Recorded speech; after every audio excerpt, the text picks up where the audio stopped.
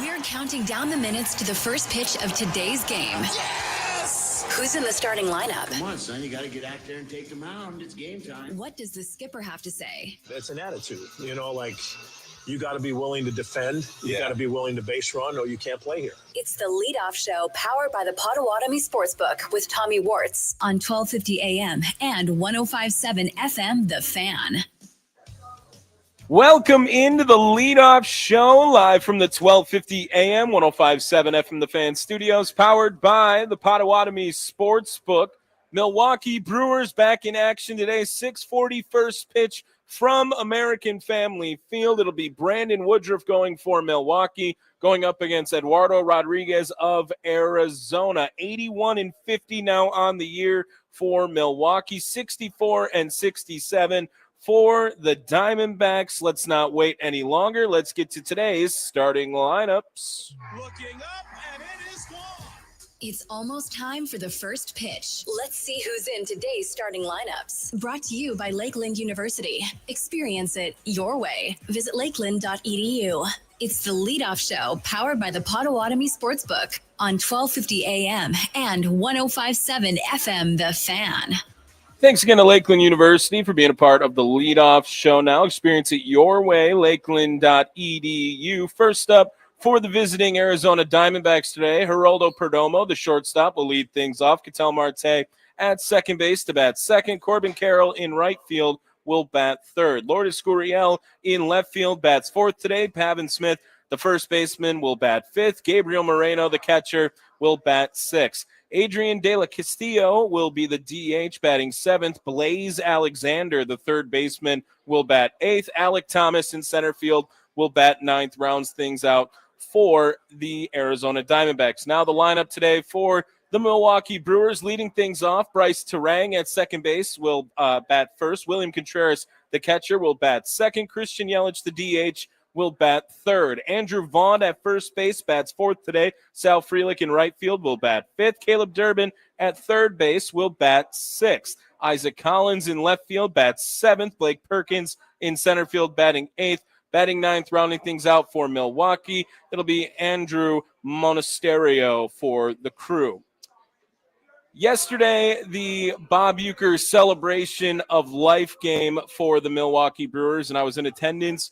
Asked Sparky to hook me up to get me over there, and wow. I mean, that yesterday was a powerful, heavy, amazingly well done celebration of life for Mr. Baseball, Bob Uecker. They had a bunch of great stuff going on, and I wanted to play just a little bit of it in the beginning just to get it out of the way here. The first one I just want to play is Bob Costas, and Bob Costas, famous NBC broadcaster for all those years, obviously got to work with Mr. Baseball, Bob Uecker, and he was kind of the MC of the whole event yesterday, and he did a very good job, I thought, of doing that. And his opening statement right here on Bob Uecker was some powerful stuff. Here is Bob Costas. Thank you, everyone. Being Bob Uecker's broadcast partner for several years on NBC was memorable. Being his friend for a lot longer than that was meaningful. Yeah, he was one of the funniest people who ever lived. He was one of the most distinctive personalities that the great game of baseball has ever known. But beyond that, if Ueck was your friend, he was your friend for life. And in a different but still very real way, many of you folks in the ballpark today and countless other Brewer fans through the decades, whether they ever actually crossed paths with him or not, felt as if they had a friend in Bob Uecker. That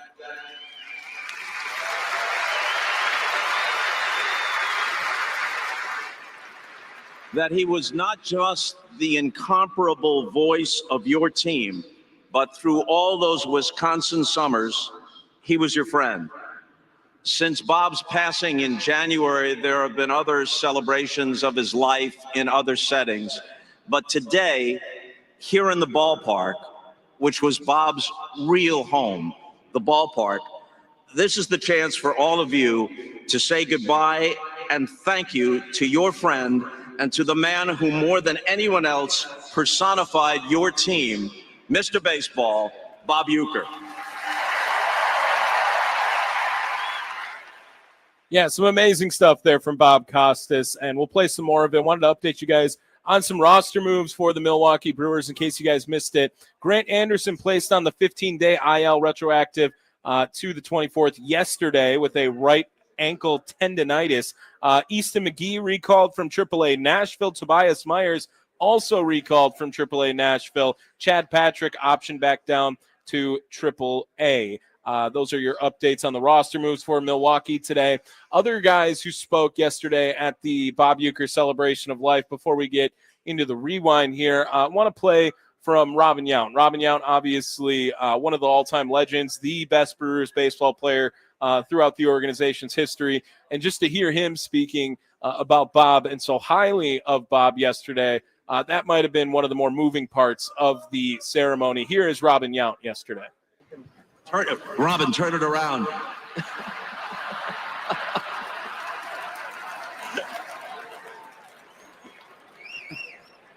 You showed me that one.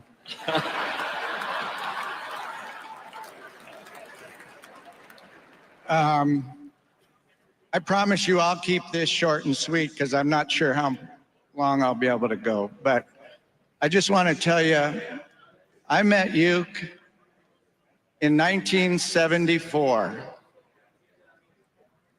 Up until he passed in 2025. He was the same person through all the things he accomplished. We've seen much of it on the screen today. But he never changed throughout all those years. He just loved making people laugh. Right to the end. He told me he wasn't afraid of dying. He just didn't want to be there when it happened.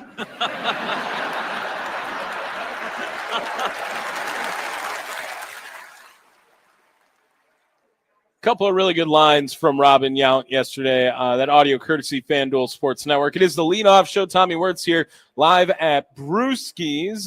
Thanks to our good friends over at Sun Cruiser Vodka Iced Teas. Good showing we got here for the shuttle. So come on down, come say hi, hop on a Brewers shuttle, get something to eat, get something to drink, and have a good time with a bunch of other Brewers fans hanging around too here at Brewski's. One more clip I want to play from yesterday, and that is from Christian Yelich, right? And Christian Yelich has been the face of the franchise now since he got here in 2018 and has been very open about how strong his relationship was with Bob Uecker, and he decided to go up on the podium platform stage that they had over there in their panel and speak a little bit about Bob before the game, and I think he sums it up pretty nicely. Here is Christian Yelich from yesterday.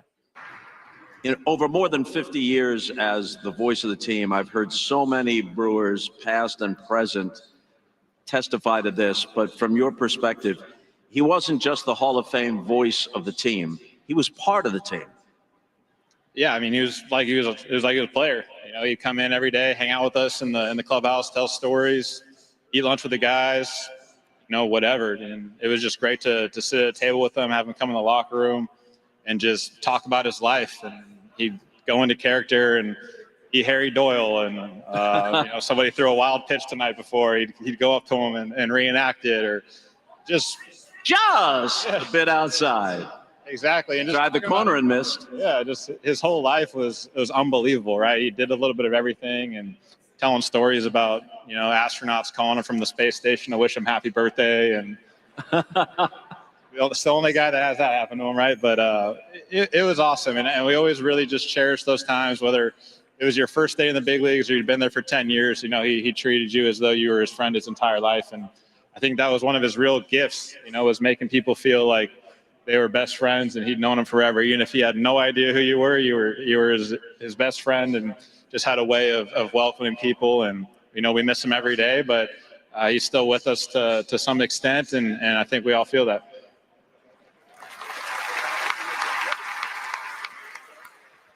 There is Christian Yelich speaking about Bob Uecker and the Bob Uecker celebration of life the Milwaukee Brewers had before the game yesterday. Well, we got to get into the game from yesterday. We always go over in the first segment of the show, and we call it the Rewind.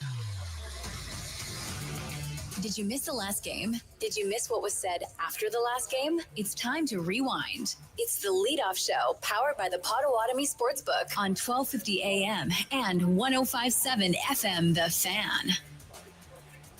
Chad Patrick going for Milwaukee, going up against Robbie Ray, former AL Cy Young back in the day. Jump ahead to the second inning. That's when the scoring happened for both teams. Luis Matos, I don't know who this guy was before he got into the series, but he left this series like he should be in the Brewers Wall of Honor. Like he's had the most insane weekend you ever saw out of him. It's a guy who was batting sub 200 before he was facing the Brewers and batting over 300 now against the Brewers on the season. Hit a homer every other time or a hard hit ball every time it felt like. Well, he had a 2-run shot in the second inning, and that's what would start the scoring for San Francisco in this one. However, in the bottom part of the second, Christian Yelich would double to lead things off. Then after Danny Jansen drew a 2-out walk, Brandon Lockridge got the first run on the board thanks to his single in the second inning.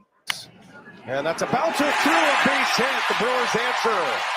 Brandon Lockridge, one of the newest Brewers, delivers with an RBI single. Highlights courtesy FanDuel Sports Network. Man, I like what Lockridge has done for Milwaukee. Being a fourth outfielder, I think he's stepped in, done an all right job at the plate. Maybe on the defensive side, it's definitely a downgrade from Blake Perkins, maybe a little bit better than Jackson Chourio. I don't know if anyone's really debating between those two. But however, in the bottom part of the third inning, it was 2-1 after Caleb Durbin would double and Contreras would draw a walk. Christian Yelich's turn to get in on driving in some runs. Yelich pulls it on the ground. It's through a base hit. Here comes Durbin. He will score. A seeing eye single by Christian Yelich.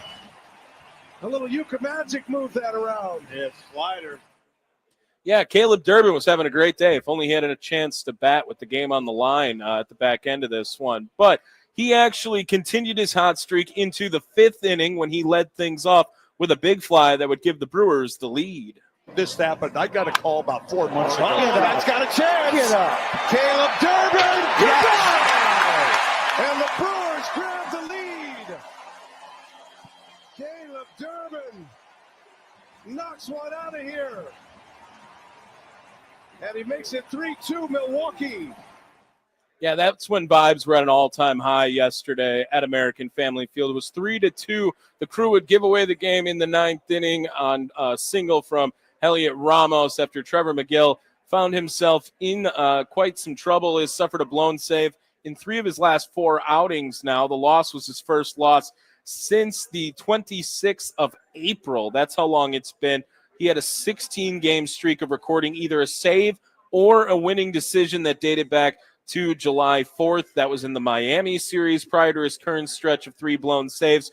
McGill hadn't blown a save since June 29th against Colorado. Of all teams, again, Colorado, the team that showed McGill struggling. After the game was over, we heard a little bit from Trevor McGill, and he was not happy, to put it from simplest terms for sure. Here's Trevor McGill on his reaction to yesterday's game, blowing the save, and then, of course, they asked him about Bob at the end. Did this one sting more? Yeah. Trevor, what about just the challenge of, you probably assume that Devers is going to come off the bench in that situation and how you want to pitch to him with runners on? Fastball. Just went after him with the fastball and got him there and made 5 pitches to Lee. What about the one that Ramos got? Did you execute that up like you wanted? No. Ball was in center field. I'm not sure where exactly that location was. It's probably middle though. You had Chapman down, I think, 0-2 to start the inning there, and then he was able to kind of get that up. Just what changed that at that there? He hit the ball. I'm not sure. He put a good swing on. What did it mean to wear Utes name on your jersey today and for the guys in here? It means a lot. The guy was very special to us, and just a sad thing. Couldn't get it done for him today. So, yeah.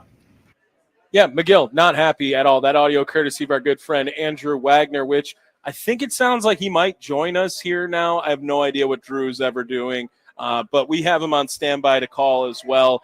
But, you say we're going to be at a bar drinking and having some good food like we are over at Brewski's. Drew Wagner is already there. You don't even have to invite him by any means. I think he's listening too. Yeah, on my way. There we go. Here he is.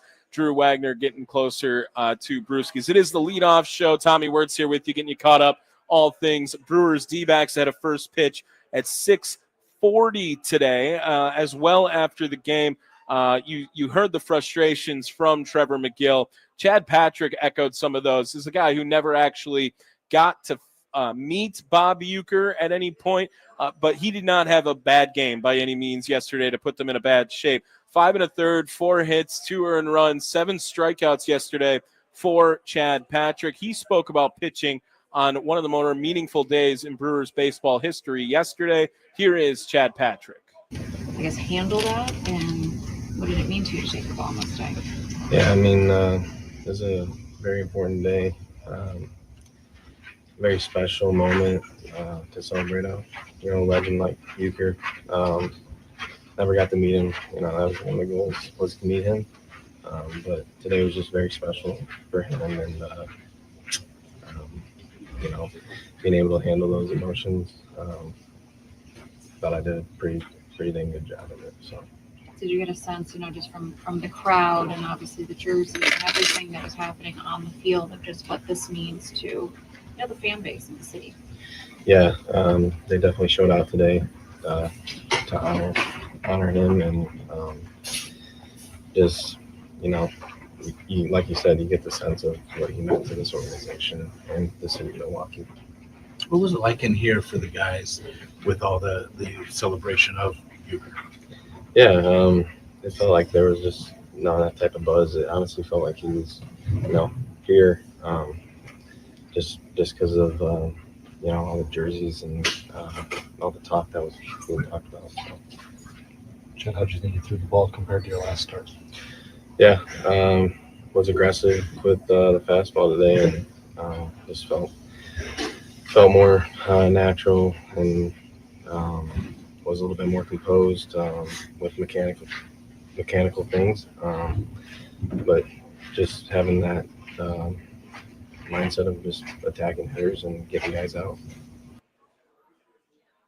There is Chad Patrick after the game. Audio also courtesy of Drew Wagner, Forbes Sports. He'll join the leadoff show at some point pretty soon here. And I don't think he had a bad enough game. We've seen countless times again now the offense just doesn't show up for Chad Patrick. I don't know what it is, but yesterday another example of that as well, with Chad Patrick not getting the loss, but the team not pulling through for him. Christian Yelich had his 9th multi-hit game in August while driving in his first run since the 19th, actually, of August against Chicago. Since the calendar flipped to August, he's batting .326 that with a .420 on-base percentage. He has 14 walks, 6 homers over that time, a .990 OPS in 22 games now for Christian Yelich. And you know how great the Brewers have been in August right now. They are 17-6 in August. They were 17-7 in July. Right now it feels like the sky is falling, and no one had any complaints about what they were doing in July. They are 3-6 in their last 9 games. That doesn't always bode well with the fans, with general public. I totally understand that. And you have such a high hopes and expectations now for this team that has had a phenomenal run so far, keyword, in 2025. We're going to take our first break here. We're at Brewski's on 76 and Blue Mound. Thanks to our good friends over at Sun Cruiser Vodka. Yes. Now, this is what you guys need to know. Baseball calls for Sun Cruiser Vodka Iced Tea. Made with real iced tea, real vodka. It's refreshingly smooth, easy to drink, no bubbles to fill you up. It's the perfect game day sipper. Plus, each Sun Cruiser is only 100 calories, 4.5% alcohol, making it perfect for anywhere you watch anywhere your watch party takes you. Crack one open today and let the good times cruise Milwaukee. Coming up, we're going to be joined by Drew Wagner, who just throws on headsets whenever he gets into a building. It doesn't matter where he is. If a headset's on the table, Drew Wagner throws it on. Baby, I'm home. Yeah, This is home let's for me. get it to him next. It's the leadoff show live from Brewski's on 76 in Blue Mountain. Charlie back in studios, powered by the Potawatomi Sportsbook.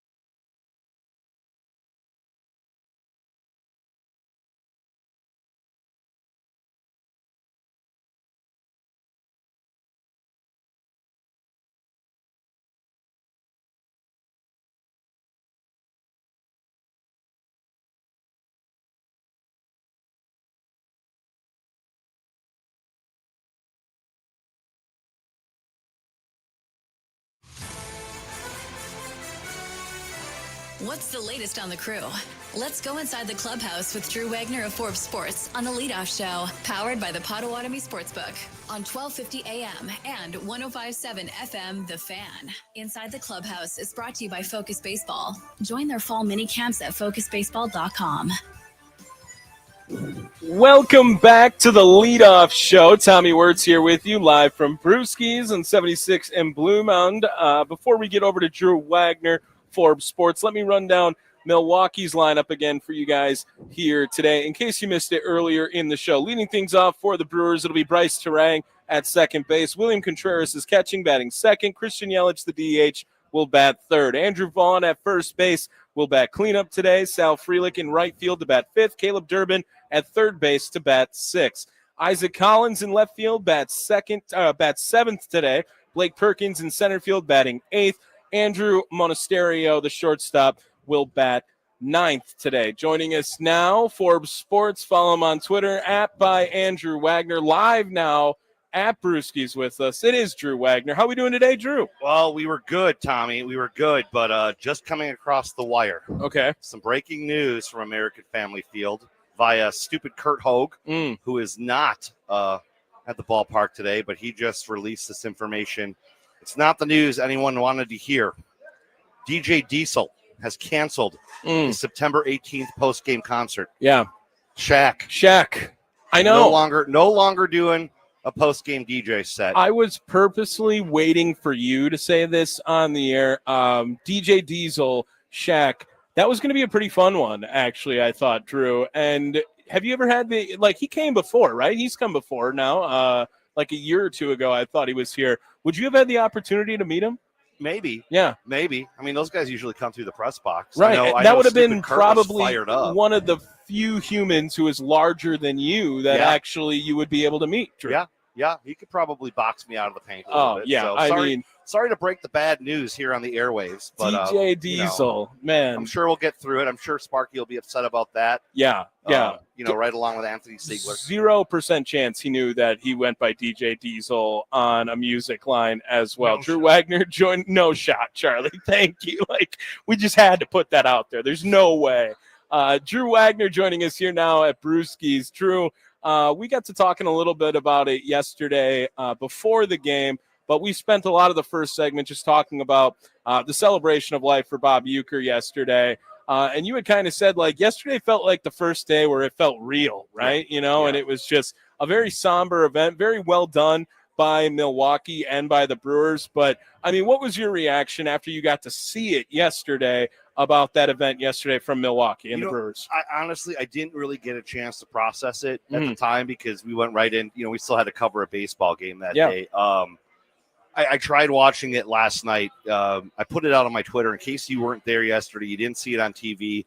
MLB did put the entire ceremony out on their YouTube channel. I've got the link on my Twitter. Just scroll through my snarky BS and you'll find it.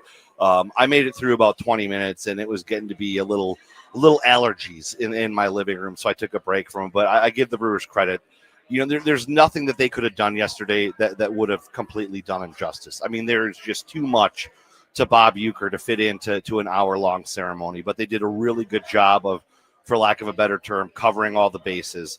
And they really hit home just how important this team and this community was to him. No matter what he did, no matter where he did it, he was a Brewer and he was Milwaukee, and they made sure that they nailed that point time and time again. And you could tell the guys that were up there talking yesterday, Robin, Christian, even George Brett, Costas. I mean, there are very few people on this planet where no one has anything bad to say, and Bob Uecker is definitely one of them. Yeah, and then you bring up the other names too, just bigger than Milwaukee, obviously, like Mr. Baseball, his nickname. You get Bob Costas to come in. You get George Brett, who I don't think a lot of people really knew, myself included, they had a very good relationship because of Robin Yount back in the day. And you get to honor Uecker in that. And they did a nice job with a bunch of stuff, right? Now the press box, now named after Bob Uecker. They had did you get a chance to go walk through his memory lane around? I really didn't. I saw the vintage Roadster where you come in by the media gate, and I saw the sport coats. But I did not get a chance to wander around and see a lot of it. Fun story though, and I just kind of told you this. So the whole reason that I was able to develop a friendship with Bob over the years is because of this very neighborhood, this very bar that we're at. For those that don't know, Bob, of course, is a Milwaukee guy, but I was talking one day about the Milwaukee Braves with the late, great shortstop Johnny Logan. And Logan had told Ueck, hey, this guy thinks he knows about the Braves. And Ueck said, well, you're too damn young to know about that team. I'm like, oh, no, sir, my dad taught me everything about it. So we sat down and we talked for about 20 minutes about the Milwaukee Braves. And I passed the test. And Ueck said, well, where did you grow up? So, well, right behind Gillies. And those of you who don't know, Blue Mound, 76 and Blue Mound is where we are here at Brewski Sports Bar. Gillies is right around the corner, noted hangout of Commissioner Emeritus Bud Selig. I grew up about 3 blocks away from here. And it turns out Ueck's family, his parents, lived in the apartments right behind this very bar for years and years and years. So Ueck and I were basically 50 years apart. We were basically neighbors from the same neighborhood. So, yeah, fun little fact. Bob Uecker's parents lived right behind good old Brewski's here on 76 and Blue Mountain. Yeah, I mean, Milwaukee, right? It's just always like that. You can get around everywhere, and then just to know that Bob was really that ingrained in the community, and just everyone knew that already, but even just to put it into that perspective, right? Like everyone can say they grew up 15 minutes away from where Bob Uecker was if you're from Milwaukee, right? Yeah, we talked about how this at one time when he was younger and his parents were living here, there was a dance hall in here. And that's what this used to be. So it was like a dance school and a dance hall. So, yeah, Bob Uecker's been to Brewski's, granted in a different incarnation, but yeah, put this on the register of national landmarks. That's awesome. Drew Wagner joining us here on the leadoff show. Going to join us here for the rest of the show, I think. Here and Drew, yesterday, people very in panic and critical now of Milwaukee over this stretch. People at this very station. Oh gosh, I mean, they should have traded for Suarez. Drew, you know this, okay? Like that's where everyone is right now. Anthony Siegler wouldn't bat if they had done that, just to put that out there. So I will back him on that line. But, Drew, I also thought that if you specifically just move it down to yesterday, like that event was so well done. And, while they tried to make it as lighthearted and as fun as they could, that's a somber, heavy moment to try to go out and play like 3 hours worth of baseball after now, too. So I just think of it like, you shared the comments from Trevor McGill after the game, and we played what we could on the air, bleeped a little bit of that language out. But it was a little blue there. You understand like why the emotions are so high. Like that's a hard baseball game to play yesterday, Absolutely. and by no means am I trying to justify everything for the Brewers all the time, but they are 17-6 right now in August. Still, I think they're doing all right. They're doing more than all right. Yep, it's been a rough week. You go 3-6, and you know what? Listen, if you go back and you distribute those losses since the beginning of the month, the record looks really, really damn good. Right, 3-6 looks bad because you're coming off a 14-game heater, Absolutely. Obviously, and. They haven't played their best baseball at times. They've had some questionable lineups in there because you kind of have to. You don't have a lot of options when you've got guys that dinged up, when you've got to try and rest guys. They are in the middle of a brutal stretch right now. And I know the excuse, they're millionaires and they're traveling for, guess what? Bodies still break down. Bodies still get tired. Bodies still get sore. And that's where they're at right now. The good thing is they built up enough of a margin where they knew that they would be able to absorb some of this without it costing their season, without it dooming them right now. Yeah, you know what? 5-game lead is not a 9-game lead. You know that. But you didn't even think, even when they got up by 9, you didn't think they were going to win that division by 10 games. You knew the Cubs were going to snap out of it and make a chase for it. You knew that you were going to go into a slump in your own right. So by building up that cushion in the division, you gave yourself a little bit of room for error when you knew that you were going to lose some games during a tough stretch. Yeah, and it's a very tough stretch. Brewers baseball right now. They got the D-backs for 4 games here coming up, though. Drew Wagner joining us here live at Brewski's, and Drew Wagner from Forbes Sports. Follow him on Twitter @by Andrew Wagner. Drew, let's start the first conversations about today then. The lineup looks a little bit back to normal. Terang's back in it now after suffering the hit by pitch. Woody gets his regular 5 days rest. He was scheduled to start yesterday, but they're still a little nervous about sending him out for 4 days rest, it feels like. How are we feeling about Milwaukee heading into the Arizona series? Pretty good. And we're going to start with Woodruff there. We talked to Pat Murphy before the game, and the plan is to try to just keep him on a 6-day schedule the rest of the way. It's kind of hard to do with the bullpen in the shape that it's in, but they think that Woody's going to be best the rest of the way by going on a 6-man. And they're also looking into seeing if they can do everyone on the 6-man, which, again, is going to take some creativity and some help from the bullpen there. But they think that they can get a lot of their guys back to fresh, back to full strength, including Woodruff, by sticking on the 6th game. I think if you're the Brewers and you're going out there today, you feel confident. Like, you've dropped 2 games, okay, but Woody's your stopper. Like, we talk about this. He's the guy that when you send him out to the mound, you know you've got a damn good chance of winning, and you got a good chance of giving your bullpen a blow. That's ace-like material, and that's what they need from Woodruff today. Are they going to do that with a rotation of a Patrick Myers coming up, going down? Is that what you think? Like, it's going to be hard to do that over the stretch of 19 games in 18 days, right? And they just made the move where Patrick went down and Tobias came up. Do you expect Tobias to be back into a starting role now, coming back up with the Brewers? I think it depends on whether or not they have to use him in the next couple days. You know, if they get through this and they're getting some length out of the rest of the guys and their bullpen isn't overloaded and you don't have to go to Myers, then I think he's kind of the natural choice to fill into that spot the next time it comes up. That could change. You know, if you're burning through Ashby, and it's hard right now because you don't have Hall, If you're burning through Ashby, he throws a bunch of pitches and you lose that length option, then you need another one the next day. Well, then you're probably going to have to go to Myers, and then you're on to plan C, which might be giving Carlos Rodriguez another shot. Oh, but gosh. it all depends on what happens in the next 4 days in terms of the pitchers that are on hand. I think Tobias is there as a break glass in case of emergency, with the hope that you don't have to use him for a couple days and you can throw him in that starting spot. But it all depends on what happens. No, all good. Thank you. I'm wondering, Drew, now if you are talking about Aaron Ashby and he's been in that long leverage relief, is that the role that it is? I feel like I put an extra word in there every time I still talk haven't about figured it. out how Yeah. to use it. So, but what about him in a possible, start outing? I mean, when they signed him, when they bought out his arbitration, the plan was he was going to be in the He was rotation. going to be a starter. Right. I don't think he's stretched out enough to do that, and I think he's pitching very well in the role that he's in right I now. think he's been phenomenal. I think his stuff profiles better in that role, at least right now, than it would be coming out and starting. I think the workload right now, putting him into a starter role. I mean, listen, do you think that you'd be comfortable with Ashby and expecting to get 5 out of him? I don't think so. I don't think he's stretched up enough to give you at least 5 innings, and you've got enough guys who are only good for 5 right now. So I think Ashby stays in that multi-inning relief role.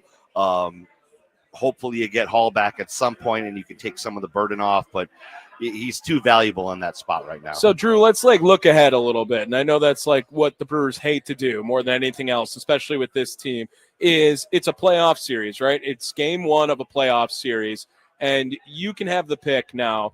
I think that maybe what would benefit Milwaukee the most is having a guy like Woodruff start game 1. He's going to start tonight. You're going to see why he should start game 1 when he bounces back after a rough outing against Chicago. If Woodruff is like a guy who starts game 1, and they want to bring the first guy out of the pen, right? You get 5 strong innings out of Woody. Let's just even be optimistic. You can say 6. Is that a spot where Aaron Ashby then tries to come in and you try to save that bullpen, or wait until the 9th inning to bring in a McGill in that, and it's just a 3-man of Woody, Ashby, McGill? Or is it something different where maybe Jacob Mizorowski is coming out of the bullpen in that role? It's game 1, a must-win type scenario game. I think it depends on who you're facing. If you're facing a lineup that's heavy on left-handers, then yeah, you probably go to Ashby. Or if they have a lot of righties on the bench, maybe then you're going to, try to play the matchup. It all depends on who they're facing, where they are in the game.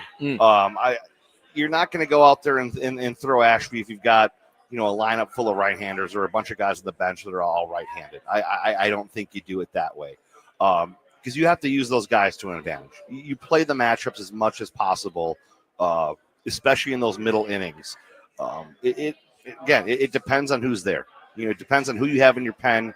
Aside from Ashby, it depends on who you're going up against, what their lineup looks like, what their bench looks like. Well, he's definitely earned himself some valuable innings in the postseason, I think, from what he has done so far in the big leagues this year. Drew Wagner joining us here at Brewski's Charlie Beck in Studios, powered by the Potawatomi Sportsbook. Drew, you had said you got to talk to Mr. Murphy before the game today. You sent over that sound. We'll take a break here, and we'll play back the manager, Pat Murphy. Did you get to ask any good questions today that you should tease? I asked him about Sparky's good friend, Anthony Siegler. Oh, gosh. I mean, what did you make of that yesterday? You know what? We'll hear it in the answer. We'll hear it in the answer for sure. It is the leadoff show live from Brewski's on 76 in Blue Mound. Tommy Wortz here with you, getting you caught up on all things Brewers D-backs ahead of first pitch. Just about an hour from now, 6:40. Shuttles are going to start running out of here in Brewski, so make sure you guys come say hi, come hop on a shuttle, grab a drink, grab a Sun Cruiser, if you will. They are tasty, man. It is real iced tea. It is real vodka. Just 100 calories in them as well. Make sure you guys grab one of those. On the other side, we'll hear from the manager, Pat Murphy, in pregame live from the Brewskis on 76 in Blue Mound. Charlie back in studios, powered by the Potawatomi Sportsbook.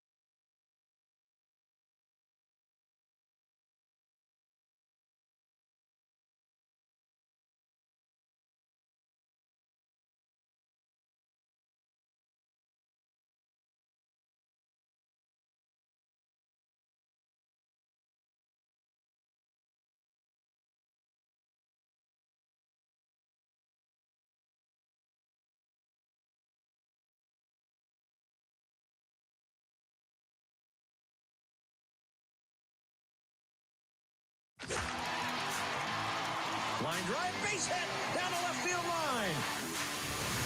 Let's see what the skipper has to say heading into today's game. Let's head to the Coach's Corner. It's the leadoff show powered by the Potawatomi Sportsbook on 1250 AM and 1057 FM. The Fan. Welcome back to the leadoff show. Tommy Wortz here, and we're joined by Drew Wagner live at Brewski's 76M Blue Mountain. Drew, you just put a food order in. What'd you order?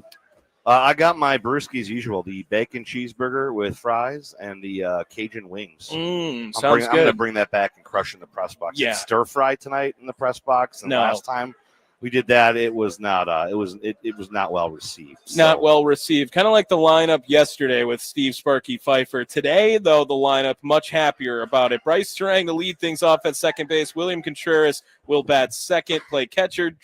Christian Yelich, the DH, will bat third. Andrew Vaughn at first base bats fourth today. Sal Frelick in right field batting fifth. Caleb Durbin, the third baseman, will bat sixth. Isaac Collins in left field will bat seventh. Blake Perkins in center field bats eighth. Andrew Monasterio, the shortstop, rounds things out. He will bat ninth today for the Crew. Before the game, Drew Wagner, a good friend over at Forbes Sports, had the opportunity, along with others, to speak to Brewers manager Pat Murphy leading up to Game 1 against the Arizona Diamondbacks. Here is Murph before the game today. I wonder if he's 6 weeks in to pitching in the major leagues. Isn't that generally the time where like the starters kind of have to search for their second wind a little bit? Where I always think the middle of May is a time that for a starter when you start to You've seen those trends, I'm sure.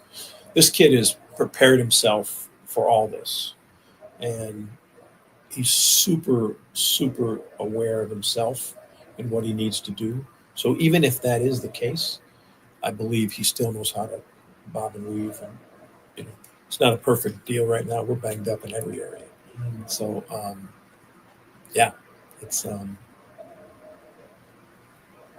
I'm pretty confident Woody knows how to navigate these waters, but it's generally true for a lot of people.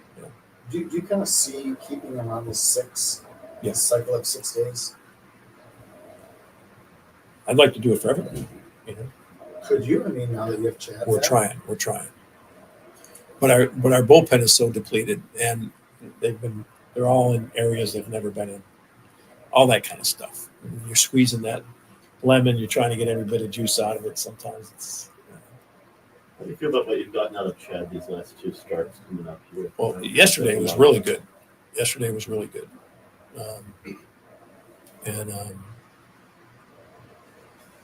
That was the Chad Patrick we saw in the beginning.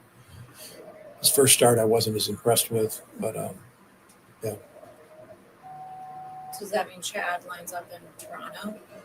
There's a lot of moving parts right now because of a lot of different situations that aren't really public right now. There's a lot of different stuff swirling that you'll hear about. We've even seen award-winning notes from Andrew Grimman and his associate. Is there a move today?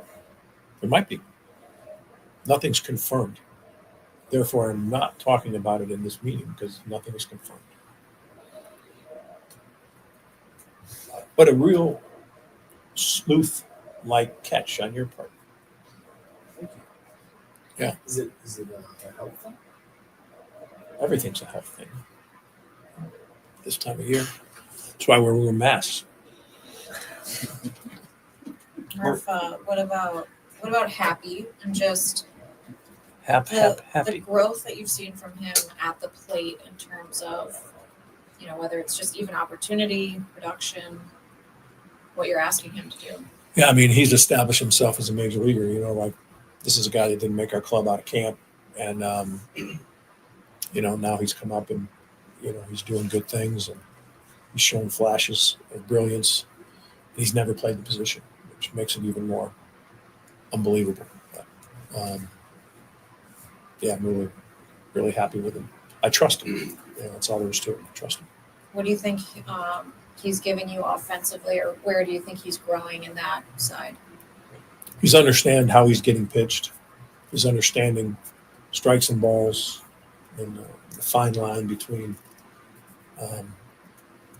being aggressive and getting yourself out because you're over aggressive.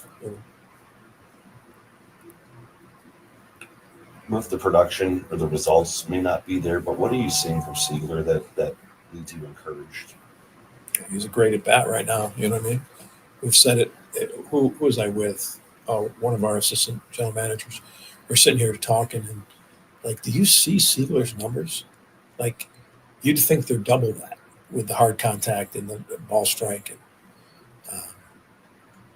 he's been terrific in so many ways. Again, kid who's never played in the big leagues, had no chance of making the big league team out of spring training. He's in the big leagues. You know, pretty special. He said he had that last pitch as a ball. Did you look at that last pitch at all? It was borderline, you know, and the umpires are going to have their buffer zone, which is, you know, I don't know why we don't share all this information and just get what's right is right and all that kind of stuff, because I know there's some boxes that umpires refute that are on the TV and things like that. It makes sense. But whatever box they're going off of, I'd like to see it, you know, but again, they got a tough job. I'm not criticizing umpires. They got a tough job. And I've never walked in their shoes, so I'm not going to, you know, we got an umpire with us today.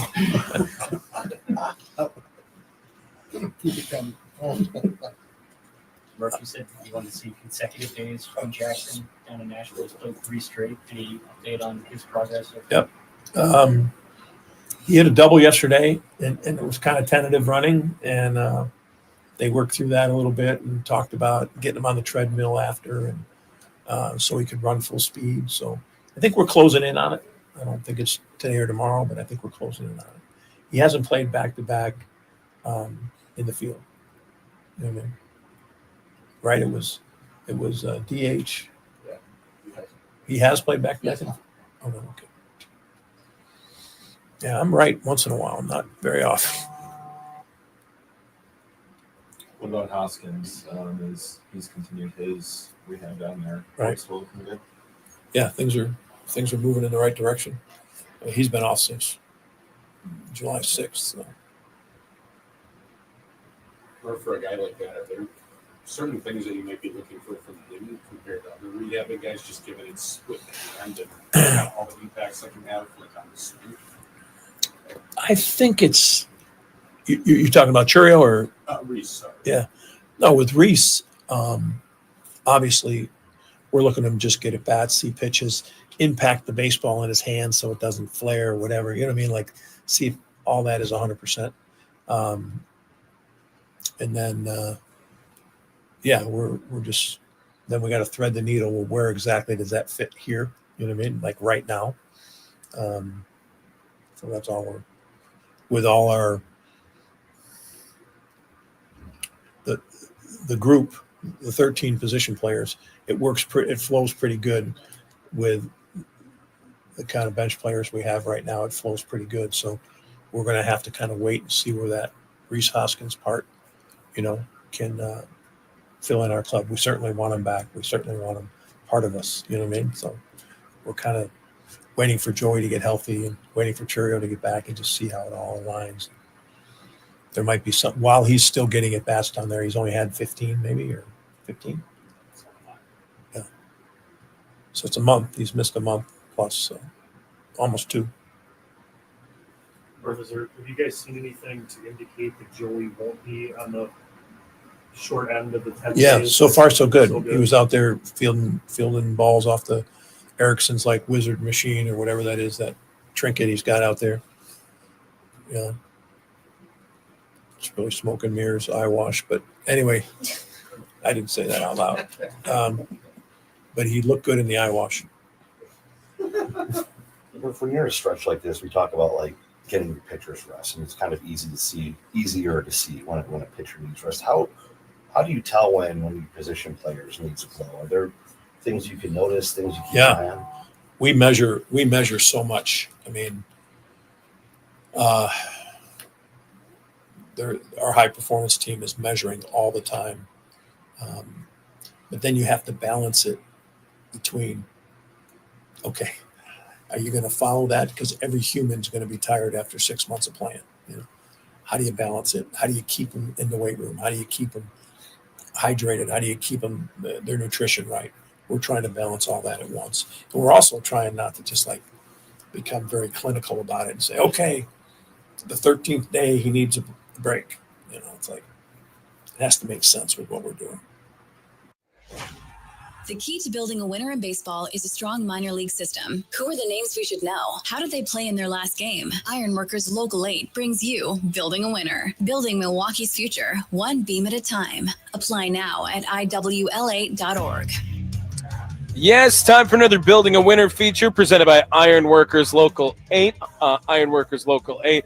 Thanks again for being a part of the leadoff show all season long. That audio courtesy Drew Wagner, who is joining me here at Brewski's on 76 and Blue Mound. Drew, usually we go down the line between each different affiliate and level of minor league ball, but we don't really get the opportunity to talk a lot of minor league baseball right now, and we probably should, because the Brewers have one of the best farms, if not the best farm, in pro baseball right now. Yeah, they are ranked pretty high. I think Baseball America had them listed as the number one. Yeah, yes, they did last one in baseball. So that's pretty incredible. And I was just looking at the schedule. This is the last homestand of the season for the Timber Rattlers. Yeah, I want to try and get up there and see.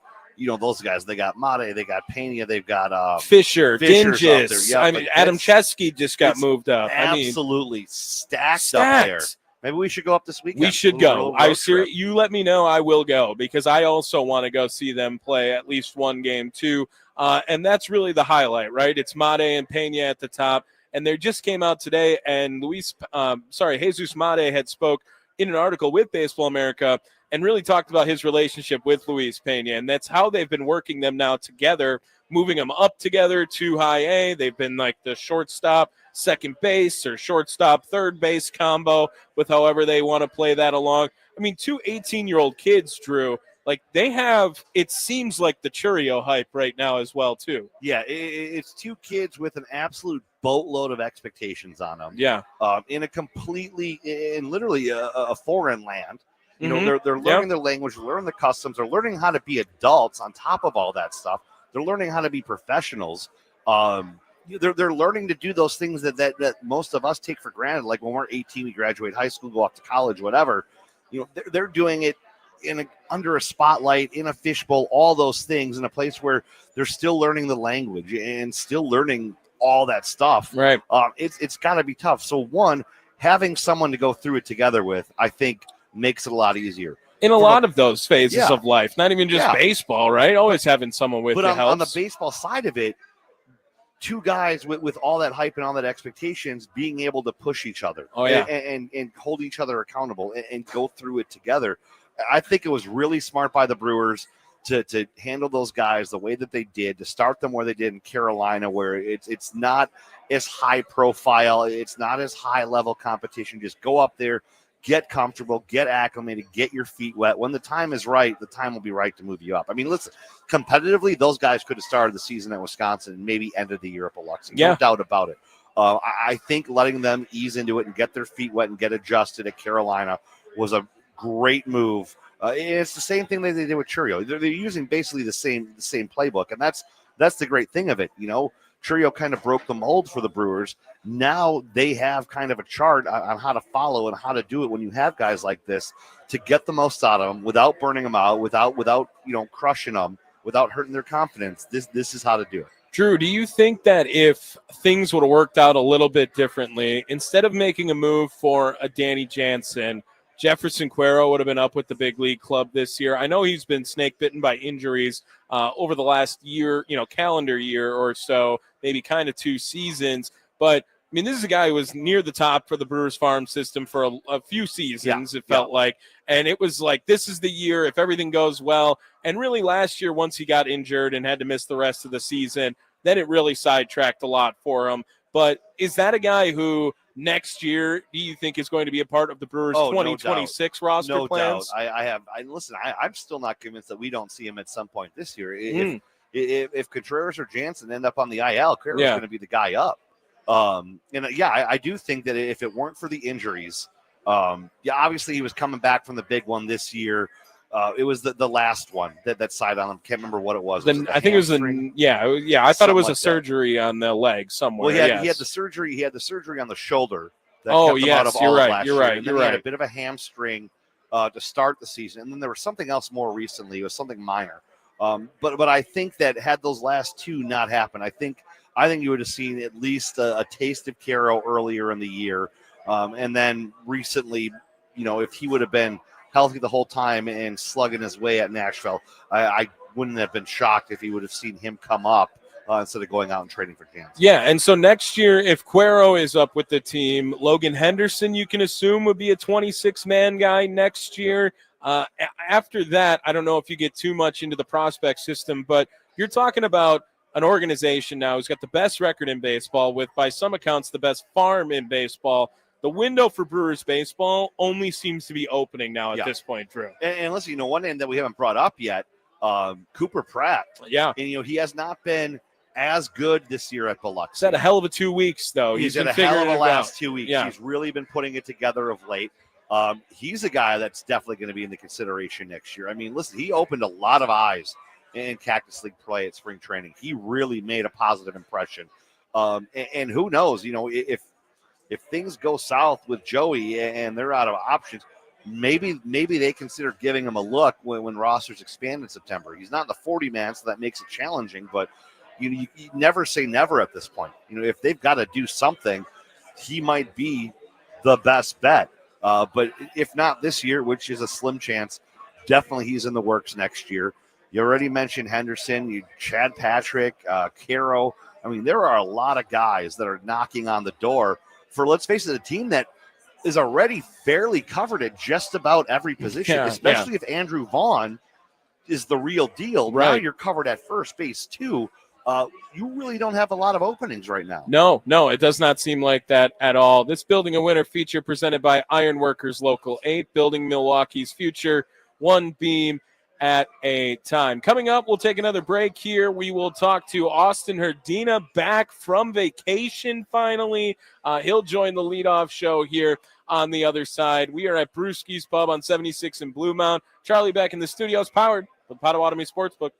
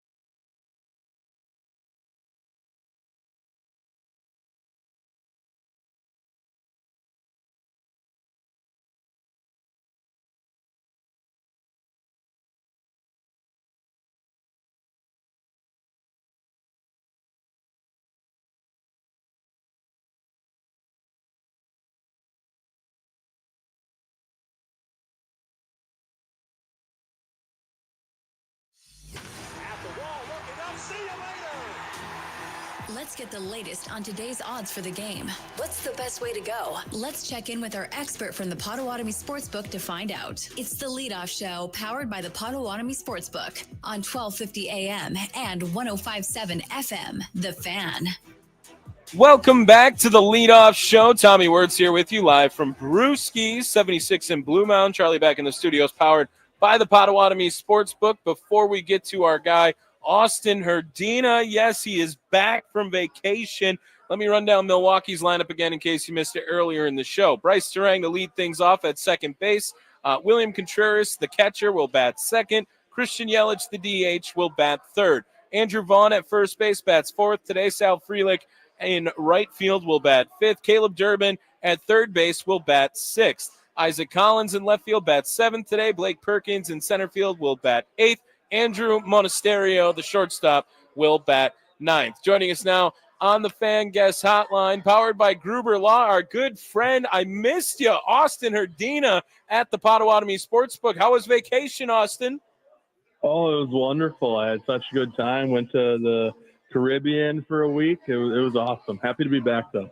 Yeah, I mean, you look like you are just so elite at big chillin' out on a boat and in the Caribbean, Austin. I saw some pictures. It looked awesome. Looked like you had a good time. I was jealous, I will say. It felt longer than a week, though, Austin. Luis, he gave us a couple of winners for sure. He did a good job in that stretch. But the Brewers now all of a sudden don't know how to win baseball games since you left, Austin. Listen, they're going to get it together. We got a series here with Arizona. I think we're going to get back on track. Yeah, I think so, too. I'm hoping so as well. And maybe you bring some good luck back from the Caribbean with you. Again, missed you, buddy. So I'm glad you're back with us now. Betting odds courtesy of the Potawatomi Sportsbook today for Brewers Diamondbacks ahead of game number one. Brewers pretty big on the money line favorite, minus 186. The minus 1.5 run line will get you plus 118 for Milwaukee. And the over-under set at 8 today. Austin, I've been waiting to ask you, what are you liking today over at the Potawatomi Sportsbook to get a nice little parlay going for the people again today? So, listen, yesterday was a game that we should have had. I don't think we're going to leave it up to the closer tonight. I like Brewers minus 1.5 on the run line. I like William Contreras to get a hit. I feel like he's due for one of those big breakout games. He hasn't had one lately. And then Perdomo, the leadoff hitter for Arizona. He's batting .290 this year. He's had 13 at-bats against the Brewers this year, and he's had 2 hits, 7 walks.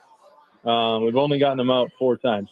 So he's a guy that just seems to find ways to get on base. So I think he's going to come through with a hit. So, yeah, Contreras to get a hit, Perdomo to get a hit, and Brewers minus 1.5, plus 410 today. Plus 410, courtesy of the Potawatomi Sportsbook. That is Brewers on the run line of 1.5 today. Contreras to record a hit, and Geraldo Perdomo to record a hit for Arizona. Austin Herdina at the Potawatomi Sportsbook joining us now on the leadoff show. Austin, I want to ask you, what was the highlight of what you ate at on vacation? Like the cruise ship, I'm sure they got an awesome kitchen all set up over there. What was the best thing that you ate or drank there while you were on the cruise? Oh, man, just every morning getting made-to-order omelet any way I wanted. I love a good breakfast omelet. Gosh, I had a lot of steak and seafood. Yeah, okay, okay. All of which you offer over at the Potawatomi Sportsbook, am I right? You know, we either between us or the steakhouse, yeah, we'll have steaks and seafood. It's delicious indeed. What else is going on over at the Potawatomi Sportsbook that people need to know about, Austin? I know you guys got your own shuttle rocking around too, and of course the Sportsbook jumping with events. What should the people know about if they want to get on over to Potawatomi at Hotel and Casino? So we have our reservations open for the first few weeks of football season. People are looking to get reservations for Saturdays or Sundays. They are available. We have people booking already. Couple Sundays, we are already about half full. So if you want a table to get reservations, go to Potawatomi.com, go to Sportsbook, and click on the red reservations tab, and that will allow you to choose the date you're looking for. You can set up the time. It's really user-friendly to get your reservation for us. And that is money you're putting down towards your food and beverage. And it's an exciting time. We got week 1 of college football this Saturday. We got Texas and Ohio State. It's I think it's 11 a.m. early start. It's going to be a fun one. Should be indeed. Austin, you play fantasy football? Do you dabble in a couple of leagues around when you're not talking on the air with us? Yeah, of course. Of course. Now, if you gotta play, you gotta lean. Do you know where you're picking, like where you want to go, or do you not want to give away any strategy here? If someone's going over to the Potawatomi Sportsbook and they're having their fantasy football draft, if they take this player number 1 overall, who are you not surprised with? You know what? I think Jamar Chase is probably the guy. He got paid. Burrow's getting paid. I mean, they're looking at connecting a lot this year. I think Jamar Chase is the guy. Jamar Chase, the guy, and the parlay for the people today from Mr. Austin Herdina, sportsbook manager at the Potawatomi Sportsbook. It is Brewers -1.5 on the run line. Contreras to record a hit. Geraldo Perdomo to record a hit. It'll pay +410, courtesy of the Potawatomi Sportsbook. Austin, have a great rest of your day, my friend. And, of course, go Brewers. Thanks, Tommy. Go Brewers. There he is, Austin Herdina at the Potawatomi Sportsbook, senior sportsbook manager over at the Potawatomi Sportsbook. I think I just mixed up his title and Luis's title on that last. I don't know if he's the senior sportsbook manager, but he gets it done. Hospitable, like the greatest guy you've ever met, such a nice human, and he's also managing your sportsbook. So we should just call him the senior sportsbook manager. We're going to do a nice little transition here on YouTube. Look at that. That's like the Collinsworth slide right there. 2 Bengals references in one segment. Wagner coming back in. He's joining us at Brewski's on 76 in Blue Mound. Home sweet home for Drew Wagner. Drew, you got your food now in here. You got a nice little beverage got with my you. Food, got a beverage. May have to snag some shirts. Not alcoholic, of course. I don't want Sparky to freak out. It's a diet, whatever product I this told Charlie today when Sparky asked for the menu, I don't know why he was reaching for it because he wanted to get something to drink. I was like, what are you going to ask for their finest Diet Pepsi they have here? That's like all he drinks. I was not expecting him to get anything too ridiculous here. Shuttles coming in and out now here at Brewski's. Some people coming in, some people going 10 out. out of 10, I highly recommend. One, because this used to be my neighborhood bar living 3 blocks away. So Right. The food here is spectacular. The shuttles here are great. Brewer shuttles and Buck shuttles, leaving an hour and a half before the game. Like, it's as easy as it gets. Like, as much as I like having a cocktail, I hate drinking and driving. There's plenty of parking around here. It's safe as hell. The food is great. Atmosphere is great. Like, 10 out of 10, especially if you're coming from outside of Milwaukee and don't want to sit in traffic, don't want to deal with the parking lots. You're 10 minutes away from the ballpark. You're 10 minutes away from the arena. Like, this is the spot, man. Oh, yeah. Not too crowded either. You're not just getting all packed in on one shuttle either. They got multiple ones going out right now. Giving you ample space while you're out there as well. And Gillies is right around the corner. Yeah. Like, you can't go wrong with that. Great opportunity here. Sun Cruiser Vodka, the reason why we are here today. Thanks to Sun Cruiser Vodka for helping out with the leadoff show in Wisconsin Sports Daily. Come on up, grab a shirt if you want, grab some hats. There's Sun Cruiser merch over here. We got the fan merch as well. Drew Wagner joining us here at Brewski. So, Drew, let's keep talking about today's game. And now, at what point does it become a little worrisome, Drew? You know, they're 3-6 over the last 9, but it was an emotional weekend. They were celebrating Bob Uecker all weekend, and really they were 14 in a row. Only Pat Murphy said yesterday, the team trending in the wrong direction, right? Drew, There was really only one direction to go from 14 straight wins, right? And it's not like okay, Saturday they got knocked around. Okay, was it 7-0, 7-1, 7-1? Okay, fine. You got knocked around. That was the first time that you took one in the teeth in quite some time. It's gonna happen. Like we said earlier in the program, if you looked at the grand scheme of things and it was 17-6 for the month, you'd say that's a pretty damn good month. Really good month. They were 17-7 in July, Drew, and no one had any complaints for them. Exactly. The losses have all kind of been bunched together right now. It's going to look like a lot more when you're coming off a 14-game heater. It's just how it is.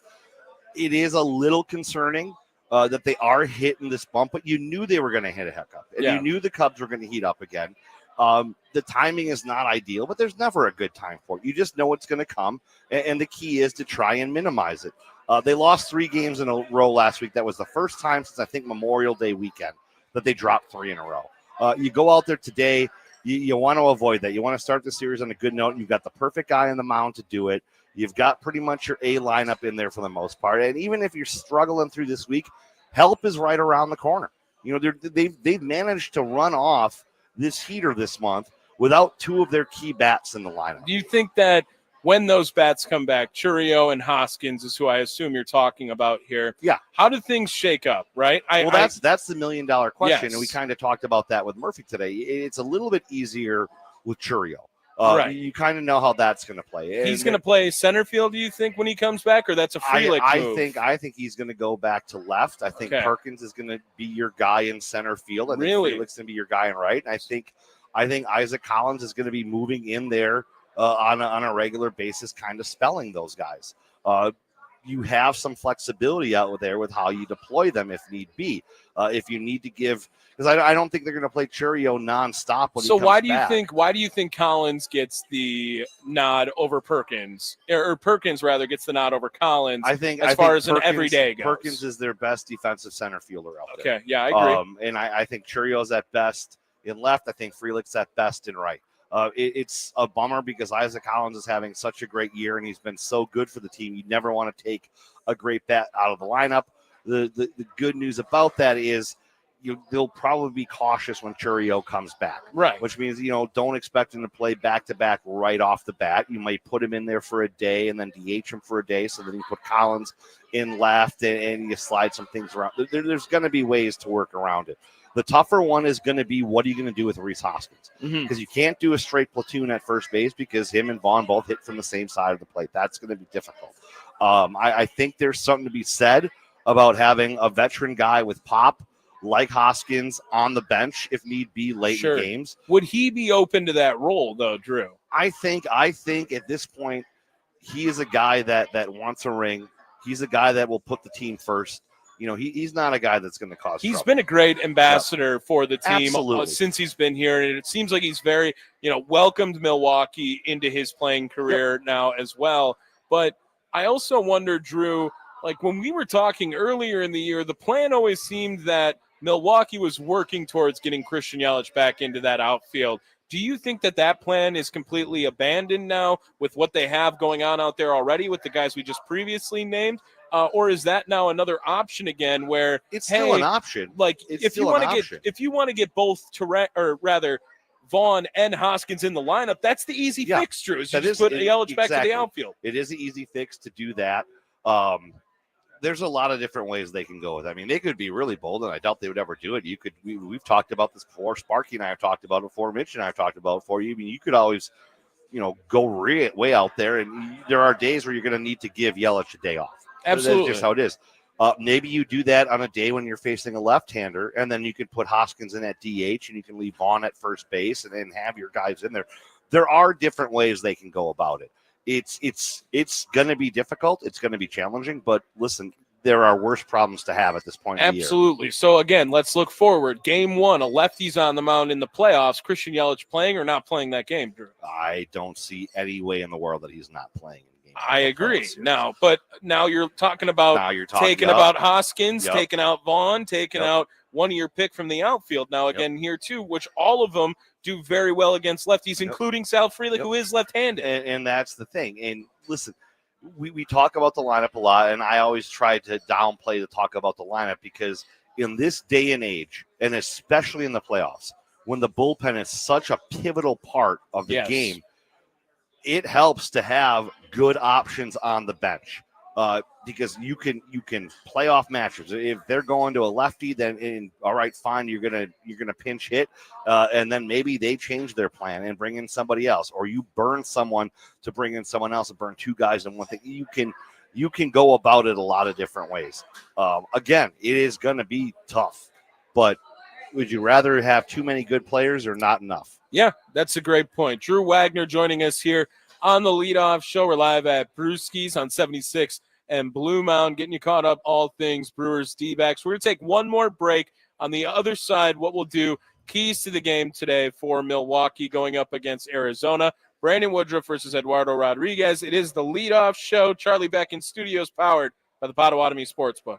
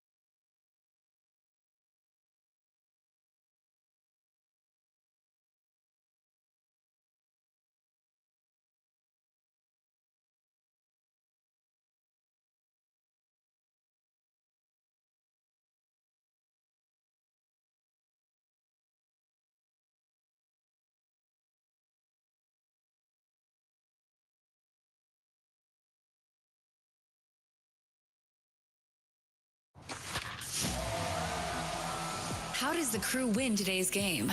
Who needs to step up? Let's find out with the keys to the game. It's the Leadoff Show, powered by the Potawatomi Sportsbook on 1250 AM and 105.7 FM. The Fan.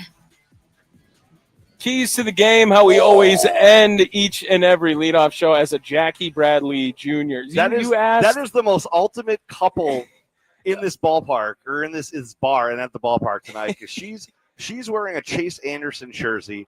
He's wearing a Jackie Bradley Jr. jersey. You two are my fans of the game now. Yeah. Like, this is spectacular. Easy to please, Drew Wagner. You know who would love the Chase Anderson jersey? Stupid Kurt Hogue, big Stupid Chase Anderson Kurt. guy. He was a big Chase. He used to call him Ace Chanderson. Ace Chanderson. There he is, Drew Wagner, joining us here at Brewskis as we are live on 76 and Blue Mound. Lineup today, in case you guys missed it earlier in the show, one more time.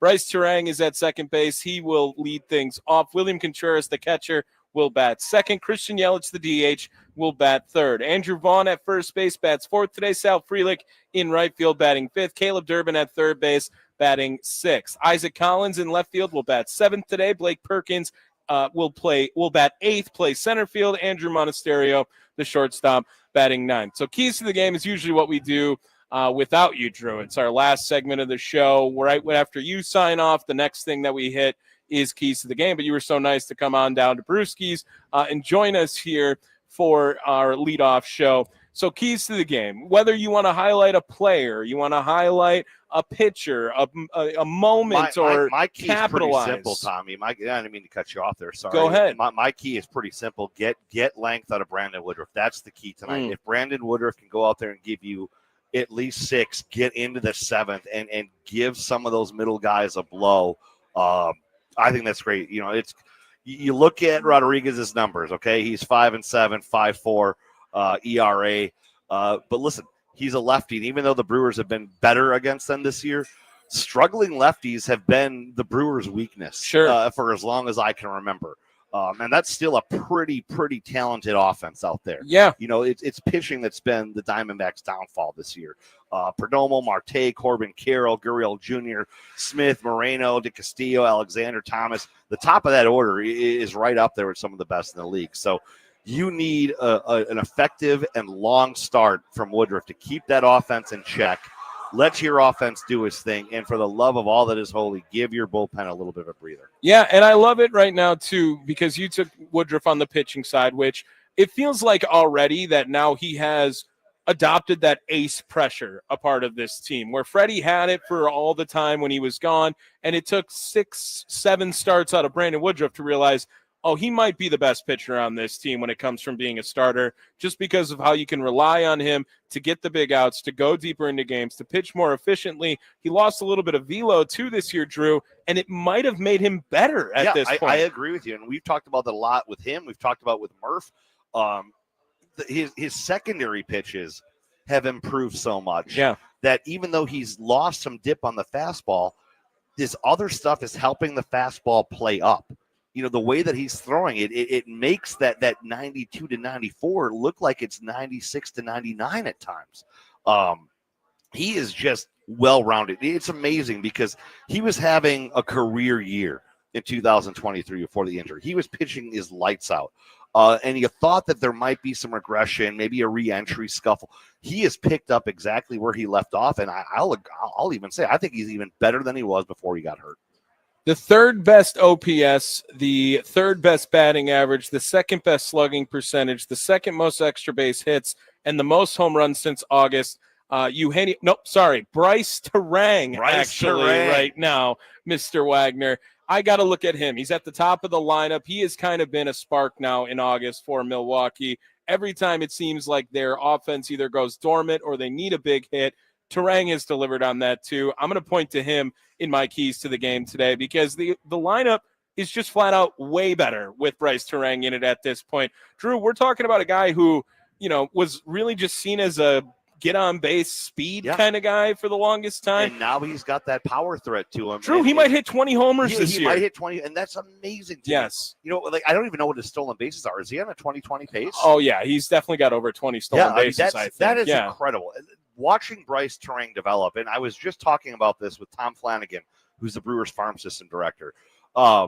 Kevin Holden, friend of show, for my birthday in 2019, he took me down to Beloit for the Snappers season opener at that hellhole of a ballpark they played. It was cold, Yes. it was snowy, but it was Bryce Terang's first game with the Timber Rattlers. And you look at the kid and you're like, what in the hell? Twig, he was a right? toothpick, Yep. you know, had little pop in his bat, but you could tell that the raw pieces were there. And once he grew into his body and you know, knew how to work it, that sounded weird, but you know what I mean. Yeah. You The could tell progression of a young ball player. The is what you're progression of a going- young ball player, yes. and we're seeing that now.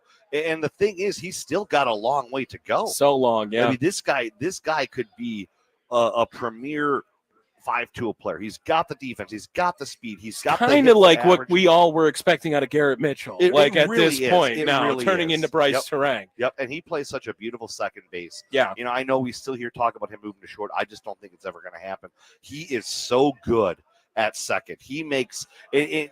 I still don't think he gets enough credit for it. No, because he makes so many difficult plays look routine with the way that he does it out True, there. he wasn't even in the Shredders top 10 the other week. That's the most ridiculous thing to me. He is, I think, probably the best second baseman in baseball. And if he's not, it's the guy on the other team today, and Ketel Marte right now.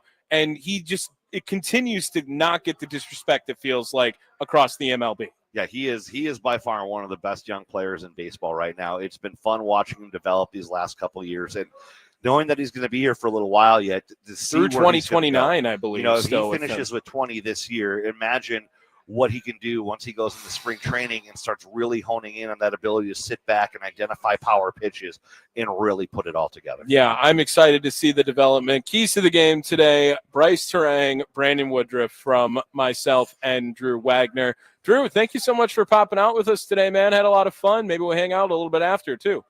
Some of us have to go to work, Tom. Oh, that's right. I forgot about that. You got a job to do. You do a great job at it. Thanks for helping us out on the leadoff show all season long. Have a good rest of your day then, my friend. Yeah, thanks, Tommy. Thanks to Brewskis for having us. 76 of Blue Mountain. Come on by, eat some food, hop the shuttle, come back, have a cold one afterwards. They have Schlitz here, which makes me very happy. Hi, Shannon. Yes. My very old nice. neighbor.